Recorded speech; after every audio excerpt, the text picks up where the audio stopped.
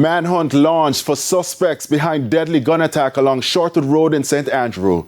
Good evening and welcome to Primetime News. A very special welcome to our viewers on TVJ International in the Cayman Islands and online at onespotmedia.com. I'm Anthony Lug. Also this evening, St. Mary Police ramping up violence intervention strategies amid concerns from residents. And later, Alligator Pond fish vendors call for government support in their effort to rebound post-Hurricane Beryl. There's also Saturday Sports Special and weather in this newscast, so please stay with us. The news in detail right after this break.